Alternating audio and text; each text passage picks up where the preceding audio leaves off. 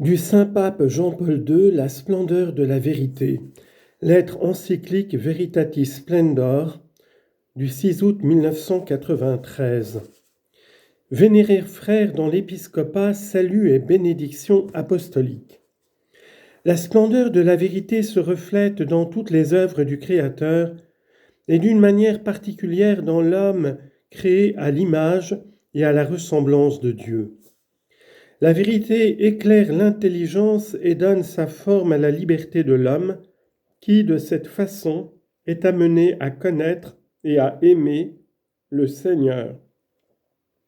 C'est dans ce sens que prie le psalmiste « Fais lever sur nous la lumière de ta face ». Introduction. Jésus-Christ, lumière véritable qui illumine tout homme. Appelé au salut par la foi en Jésus-Christ, lumière véritable qui éclaire tout homme, Jean 1,9, les hommes deviennent lumière dans le Seigneur et enfants de la lumière, Éphésiens 5,8, et ils se sanctifient par l'obéissance à la vérité, 1 Pierre 1, 22. Cette obéissance n'est pas toujours facile. À la suite du mystérieux péché originel commis à l'instigation de Satan, menteur et père du mensonge, confère Jean 8, 44, l'homme est tenté en permanence de détourner son regard du Dieu vivant et vrai pour le porter vers les idoles. 1 aux Thessaloniciens 1, 9. Échangeant la vérité de Dieu contre le mensonge. Romains 1, 25. Même la capacité de connaître la vérité se trouve alors obscurcie et sa volonté de s'y soumettre affaiblie. Et ainsi, en s'abandonnant au relativisme et au scepticisme, confère Jean 18, 38, l'homme recherche une liberté illusoire en dehors de la vérité elle-même. Mais les ténèbres de l'erreur et du péché ne peuvent supprimer totalement en l'homme la lumière du Dieu créateur. De ce fait, la nostalgie de la vérité absolue et la soif de parvenir à la plénitude de sa connaissance demeurent toujours au fond de son cœur. L'inépuisable recherche humaine dans tous les domaines et dans tous les secteurs en est la preuve éloquente. Sa recherche du sens de la vie le montre encore davantage. Le développement de la science et de la technique, magnifique témoignage des capacités de l'intelligence et de la ténacité des hommes, ne dispense pas l'humanité de se poser les questions religieuses essentielles. Il la pousse plutôt à affronter les combats les plus douloureux et les plus décisifs, ceux du cœur et de la conscience morale. Aucun homme ne peut se dérober aux questions fondamentales. Que dois-je faire ? Comment discerner le bien du mal ? La réponse n'est possible que grâce à la splendeur de la vérité qui éclaire les profondeurs de l'esprit humain, comme l'atteste le psalmiste. Beaucoup disent « Qui nous fera voir le bonheur ? Fais lever sur nous, Seigneur, la lumière de ta face. » Psaume 4, verset 7. La lumière de la face de Dieu brille de tout son éclat sur le visage de Jésus-Christ, image du Dieu invisible. Colossiens 1,15. Resplendissement de sa gloire. Hébreux 1,3. Plein de grâce et de vérité. Jean 1,14. Il est le chemin, la vérité et la vie. Jean 14,6. De ce fait, la réponse décisive à toute interrogation de l'homme, en particulier à ses interrogations religieuses et morales, est donnée par Jésus-Christ. Bien plus, c'est Jésus-Christ lui-même, comme le rappelle le deuxième concile du Vatican. En vérité, le mystère de l'homme ne s'éclaire vraiment que dans le mystère du Verbe incarné. Adam, en effet, le premier homme, était la figure de celui qui devait venir, le Christ Seigneur.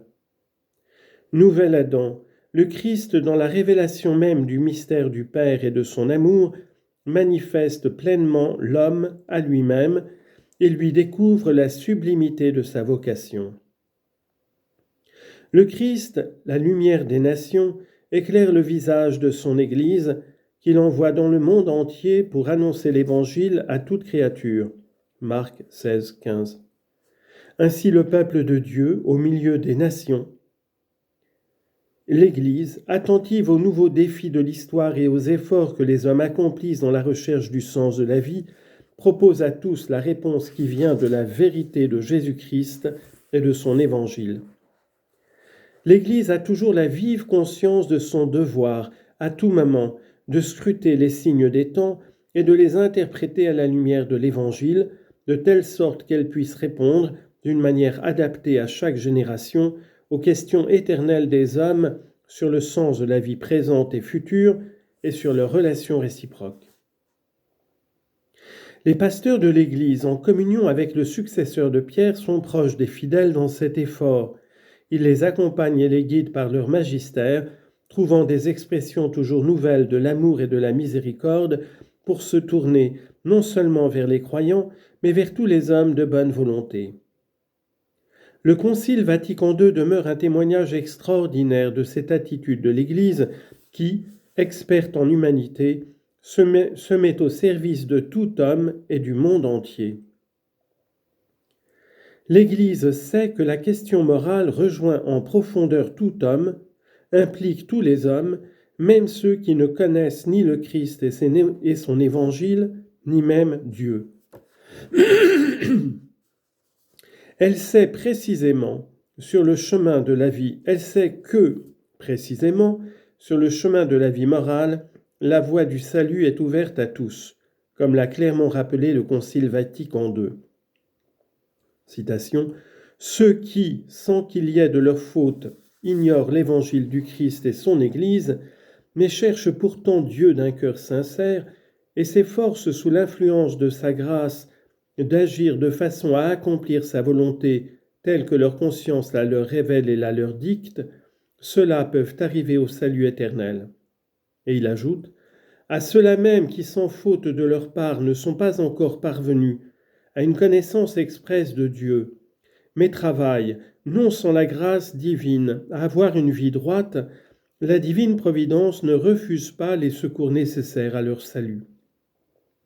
En effet, tout ce qui chez eux peut se trouver de bon et de vrai, l'Église le considère comme une préparation évangélique et comme un don de celui qui illumine tout homme pour que finalement il ait la vie.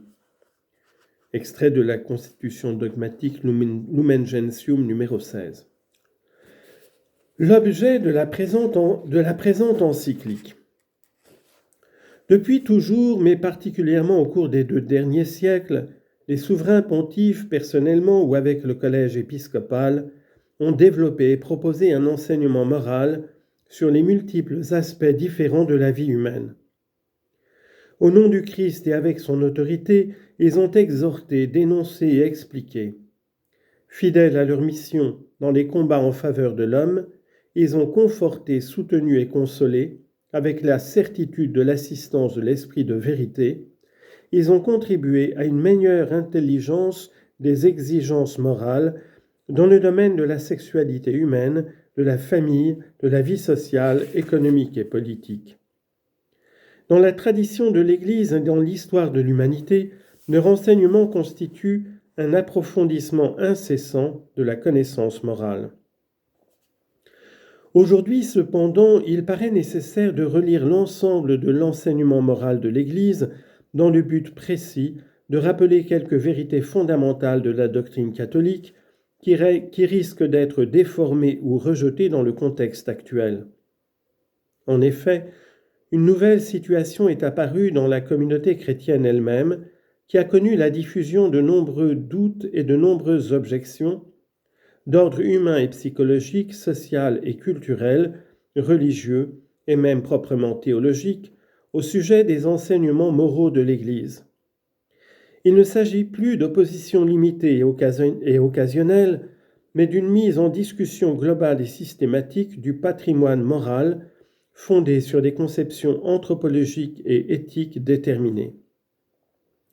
Au point de départ de ces conceptions, on note l'influence plus ou moins masquée de courants de pensée qui en viennent à séparer la liberté humaine de sa relation nécessaire et constitutive à la vérité.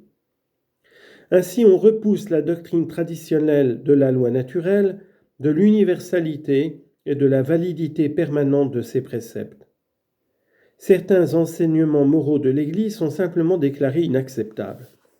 On estime que le magistère lui-même ne peut intervenir en matière morale que pour exhorter les consciences et pour proposer les valeurs dont chacun s'inspirera ensuite de manière autonome dans ses décisions et dans ses choix de vie.